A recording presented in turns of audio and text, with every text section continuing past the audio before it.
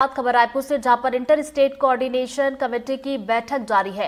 केंद्रीय गृह मंत्री अमित शाह की अध्यक्षता में ये बैठक हो रही है। बैठक में नक्सलवाद को लेकर समीक्षा की जा रही है। बता दें कि छत्तीसगढ़ के सीएम और डिप्टी सीएम विजय शर्मा इस बैठक में मौजूद है और नक्सल प्रभावित 7 राज्यों के डीजीपी मुख्य सचिव भी इसमें शामिल है। तो बता दें कि director LWE, joint secretary home और ज्वाइंट सेक्रेटरी LWE भी इस बैठक का हिस्सा है। तो देखिए, केंद्रीय गृह मंत्री अमित शाह का छत्तीसगढ़ का 3 दिवसीय दौरा है, जिसमें वो समीक्षा बैठक करने वाले हैं।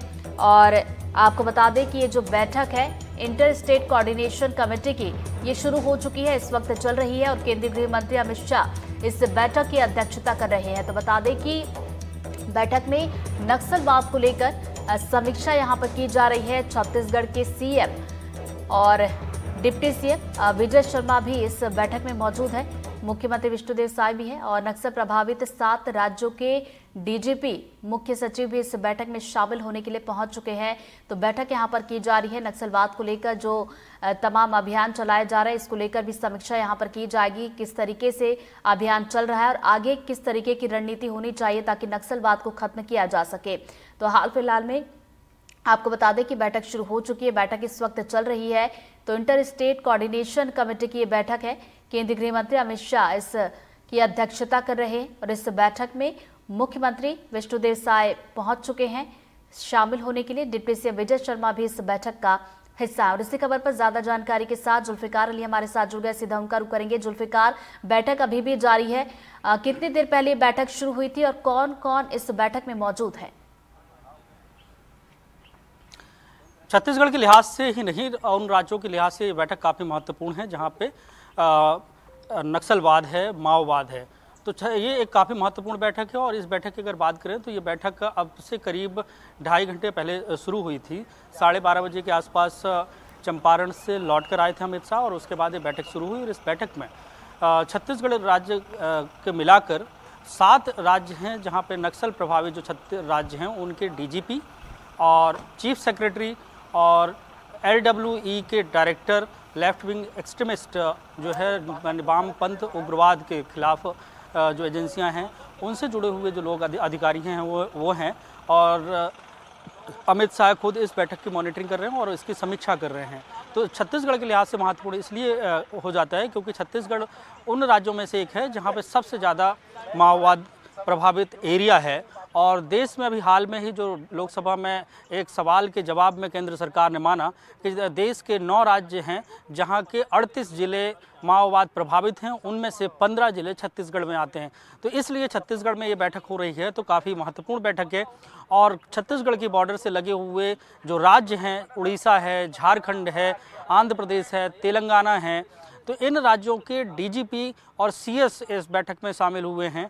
और इंटर स्टेट कोऑर्डिनेशन कमेटी की बैठक, इसको नाम इसलिए भी दिया गया है कि अंतर्राज्यीय जो समन्वय समिति जो बनी है इन राज्यों को मिलाकर, उनके बीच में किस तरीके से कोऑर्डिनेशन और बेहतर किया जाए, कोऑर्डिनेशन और बेहतर किस तरीके से किया जाए ताकि माओवाद को छत्तीसगढ़ से हटाया जा सके, ख़त्म किया जा सके। क्योंकि छत्तीसगढ़ ही अब देश का वो राज्य है जहाँ पे सबसे ज़्यादा माओवाद प्रभावित क्षेत्र है। जैसा कि बस्तर के ज़िलों की अगर बात की जाए और अबूझमाड़ का जो इलाका है, उन इलाकों में जहाँ पे भी अभी रेवेन्यू रिकॉर्ड नहीं है, उस क्षेत्र में भी किस तरीके से विकास को पहुँचाया जाए, ये तमाम बातें तो हैं।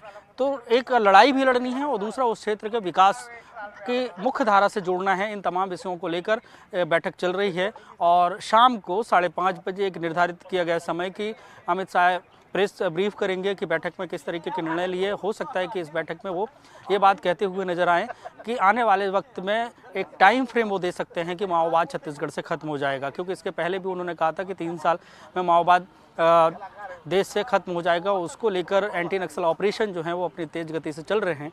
और छत्तीसगढ़ में भी अगर देखें तो अब जो छत्तीसगढ़ में 8 महीने पहले बीजेपी की सरकार बनी है, उसके बाद से एंटी नक्सल ऑपरेशन जो तेज़ गति से छत्तीसगढ़ में चले, उसका नतीजा ये रहा कि अब तक 146 माओवादी इसमें मारे जा चुके हैं, जिसमें से बड़े कैडर के भी माओवादी हैं। मतलब माओवाद सिकुड़ता हुआ नजर आ रहा है, बैकफुट में है। और लगातार कैंप उन इलाकों में खोले जा रहे हैं जहाँ पर माओवाद इफेक्टेड क्षेत्र है।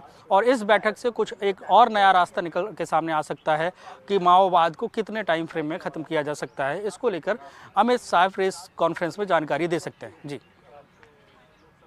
बैठक काफी ज्यादा अहम है और ये बताती है कि सरकार, राज्य सरकार के साथ साथ जो केंद्र सरकार है वो कितनी गंभीर है कि नक्सलवाद के मुद्दे को लेकर, कि नक्सलवाद को जल्द से जल्द खत्म किया जाए। क्योंकि हम देखिए बीते कुछ महीनों से देख रहे हैं कि लगातार जो एंटी नक्सल ऑपरेशन चलाया जा रहा है ये सफल भी हो रहे हैं। यानी कि ये समझा जाए कि ये जो बैठक खत्म होगी शायद उसमें ये फैसले भी लिए जा सकते हैं कि क्या इसी रणनीति को बरकरार रखना है या फिर किसी तरीके से रणनीति को बदलना है और फिर उस दिशा में काम करना है।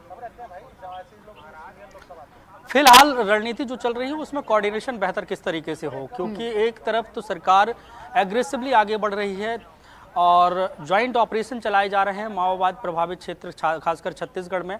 हालांकि ये बैठक है तो इसमें छत्तीसगढ़ की ही बात के अलावा तेलंगाना की भी बात होगी, महाराष्ट्र की भी बात होगी। जैसे महाराष्ट्र का जो बॉर्डर है छत्तीसगढ़ से लगता है और उसके अलावा उड़ीसा की बॉर्डर छत्तीसगढ़ से लगती है, झारखंड के बॉर्डर छत्तीसगढ़ से लगती है।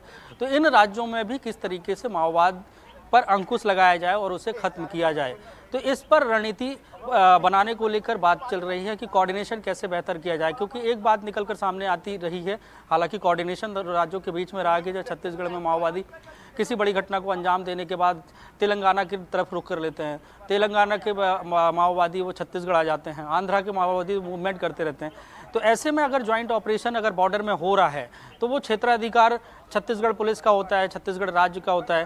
तो इसमें अगर बेहतर कोऑर्डिनेशन होगा तो चारों तरफ से जो सुरक्षा बल हैं उनके कोऑर्डिनेशन की वजह से उनको एक जगह पे घेरा जाएगा।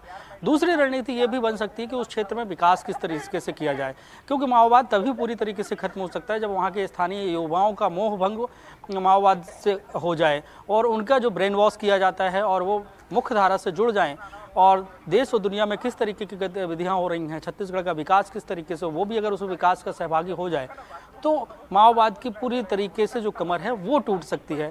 तो विकास भी एक बड़ा इम्पॉर्टेंट है कि उस क्षेत्र में हालांकि बहुत सड़कें तो बनाई गई, बहुत कैंप भी खोले गए, लेकिन कुछ इलाके हैं जहाँ पे कैंप खुलना बाकी है, अंदरूनी इलाकों में सड़कें बनना है। तो ये तमाम विषयों पर यहाँ पर चर्चाएं होंगी कि एक दूसरे के राज्य मिलकर किस तरीके से उस क्षेत्र का विकास करें और माओवाद को किस तरीके से खत्म किया जाए, तो इसकी रणनीति को और कैसे कारगर बनाया जाए। बिल्कुल, तो एक अहम बैठक इस वक्त चल रही है जुल्फिकार, जहाँ पर रणनीति तैयार की जाएगी और जैसा कि आपने जानकारी दी कि शाम को प्रेस कॉन्फ्रेंस भी होगी जिसमें क्या कुछ फैसले लिए गए इसके बारे में हमें और भी अच्छे से पता चल पाएगा। नजरें आप बना रखिएगा, आगे भी अपडेट लेंगे। फिलहाल बहुत बहुत शुक्रिया आपका तमाम जानकारी के लिए।